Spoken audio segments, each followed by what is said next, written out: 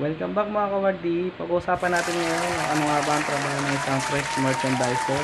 Kapag sinabing fresh merchandiser, andyan na yung chicken, meat, at mga processed food na mga longganisa, tocino, at marami pang iba. So bago natin umpisan guys, siguraduhin muna nakasubscribe ka sa aking channel at pindutin ang bell button dyan sa screen ng cellphone mo.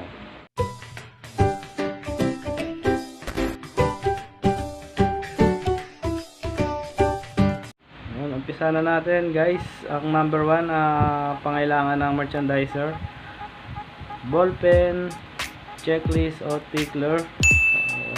Kailangan mong papirma yan sa security guard.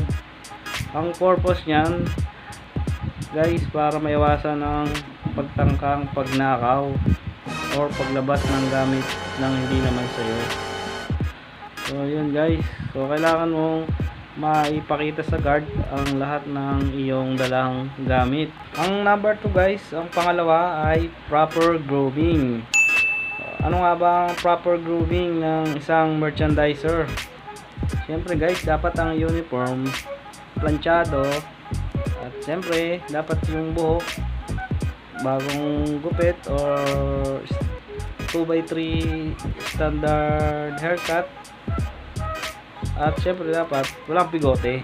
Kung napansin customer na proper grooming ka, sigurado na magtatanong siya sa'yo. Ang ganda mong lalaki! At kung hinahanap na hindi niya makita, siguradong lalapitan ka niya at magtatanong.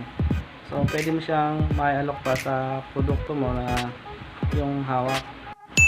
Okay. Kung makikita ka naman ni customer na dugit mo tignan, syempre hindi siya magtatanong sa'yo. Kaya hayop ka talaga! Ang ganda mong lalaki! Ang number 3 guys, greet with smile. Ang greet with smile, pag nakasalubong mo ang boss mo sa store, so batiin mo siya. So, sa paraan ng pagbati, sigurado tatagal ka sa yung store na pinapasukan o supermarket. So syempre, ang higit sa lahat, batiin mo rin ang lahat ng customer na makakasalubong mo. Ang pang-apat guys sa listahan, check your display. From time to time guys, kailangan mo i-check ang quality ng display mo. Baka mamaya may amoy na pala na mabaho at nagkukulay berde. So guys, pag nakabili si customer ng sirang produkto o expired, sigurado mako-customer service at sigurado pwede kang matanggal sa trabaho o masuspinde.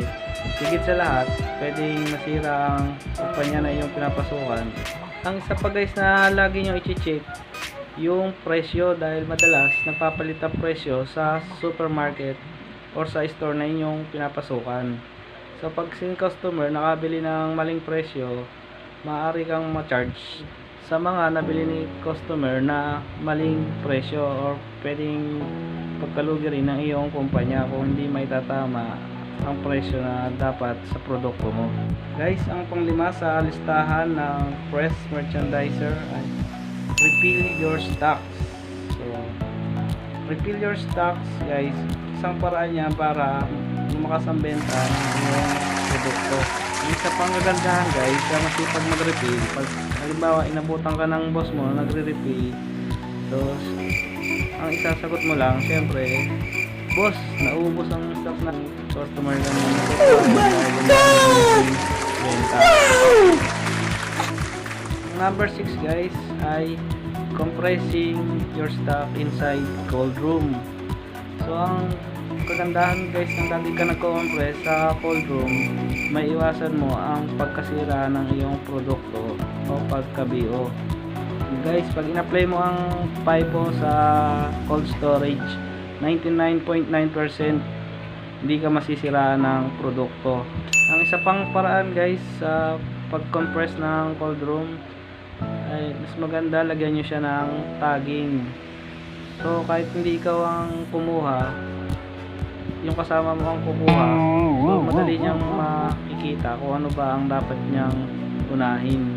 Isang paraan guys para hindi kayo mahirapan sa pag-compress. So kung halimbawa alam nyo may deliver na kayong parating, so the day before, ayusin nyo na siya sa cold storage nyo.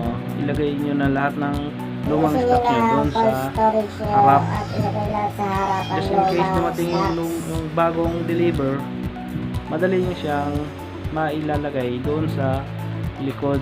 Ang pang-pito guys sa listahan, clean the area and equipments. So importante to guys ang paglinis ng area para maiwasan ng cross contamination sa produktong binibenta mo. Kasi kung madumi ang area mo guys, tapos yung equipment na ginagamit mo hindi mo hinuhugasan, sigurado masisira din ang produkto mo.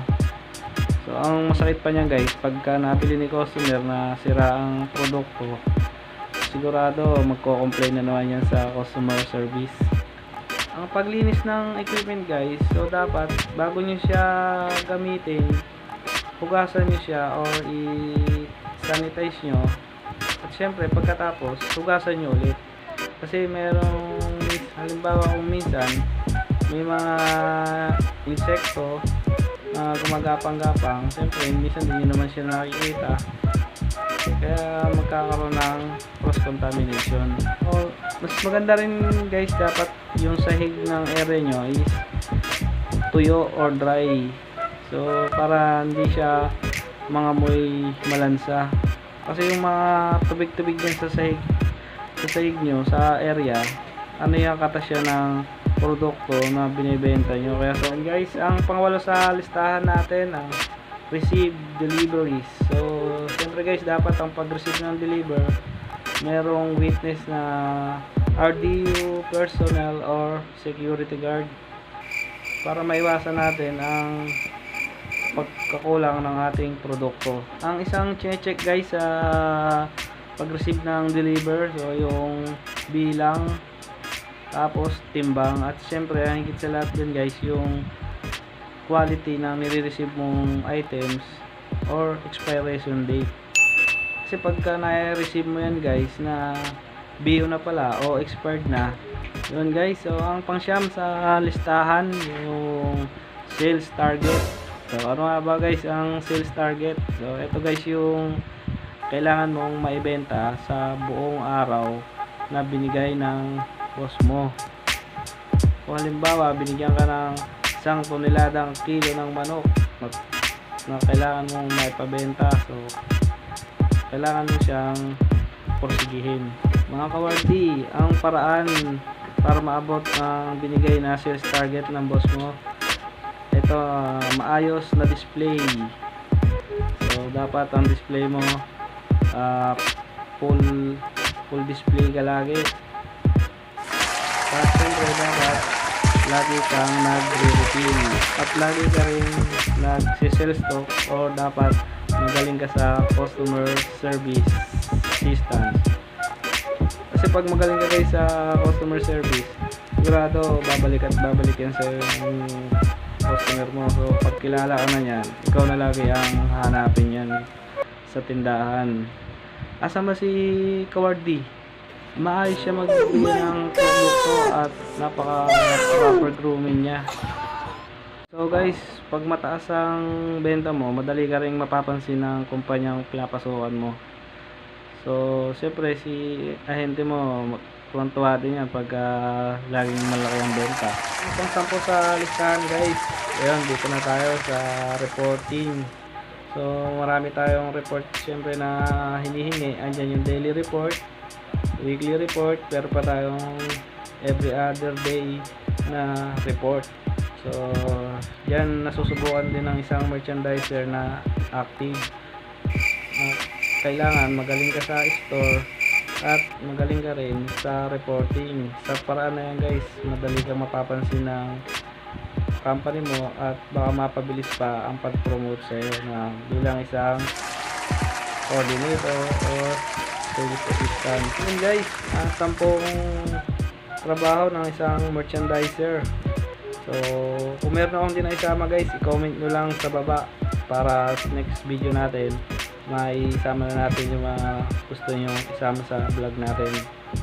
So yun guys, kung hindi ka pa nagsasubscribe sa aking channel, pindutin mo na yung subscribe sa screen ng cellphone mo at bell button.